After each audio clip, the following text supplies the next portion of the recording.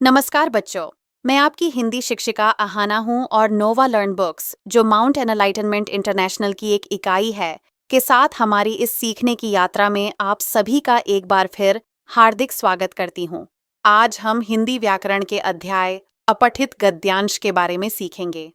इस पाठ में हम जानेंगे कि अपठित गद्यांश क्या होता है और उसे सही ढंग से कैसे समझा जाता है। हम यह भी सीखेंगे कि अपठित गद्यांश को ध्यान से पढ़कर उसमें छिपी जानकारी को कैसे पहचानें, प्रश्नों के उत्तर अपने शब्दों में सरल और स्पष्ट भाषा में कैसे लिखें और सही शीर्षक कैसे चुनें।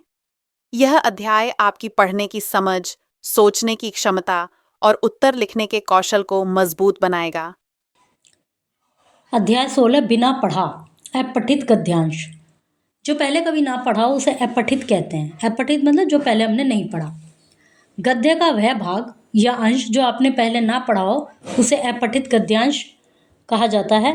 अपठित गद्यांश को पढ़कर उसके नीचे दिए गए प्रश्नों के उत्तर लिखने होते हैं। मतलब आपकी परीक्षा में एक पैराग्राफ आता है जो कि कहीं अलग से आता है, आपकी किसी बुक से नहीं होता वो।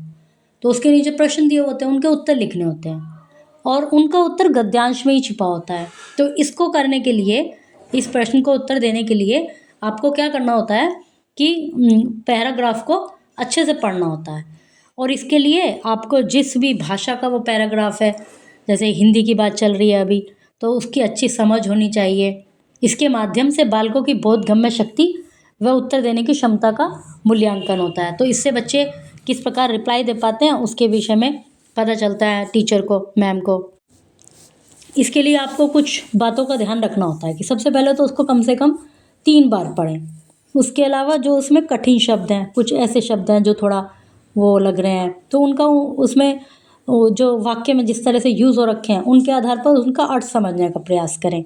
फिर जो महत्वपूर्ण इम्पोर्टेंट चीज़ लग रही है उस पैराग्राफ में उसको अंडरलाइन कर लें। फिर उसके बाद जो आप उत्तर लिख रहे हैं, मतलब सबसे पहले तो 3 बार उसकी रीडिंग लगाएं, उसको समझें, जो कठिन शब्द हैं उनको समझें, प्रयास करें उनको समझने का। उसके बाद जो उत्तर लिख रहे हैं वो बिल्कुल अपनी भाषा में लिखें और जो आंसर हैं, जो आप उत्तर लिख रहे हैं, बिल्कुल सरल होने चाहिए, स्पष्ट होने चाहिए और शॉर्ट होने चाहिए। ये नहीं कि पूरा का पूरा पैराग्राफ लाइन की लाइन उतार दी, ऐसा नहीं करना आपको।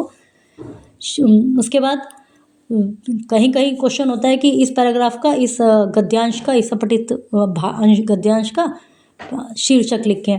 तो शीर्षक लिखते समय ये ध्यान रखें कि चैप्टर को, जो आपने पैराग्राफ को पढ़ा है उसमें आपने देखा होगा किस विषय में बात चल रही है, तो जो शीर्षक लिख रहे हैं वो छोटा हो और जो उसका मेन विचार है, जिसमें मेन बात कही गई है, उससे संबंधित हो।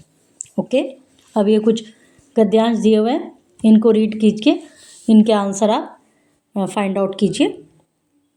तो बच्चों, ध्यान से पढ़िए, समझिए और अभ्यास कीजिए। शुभ अध्ययन।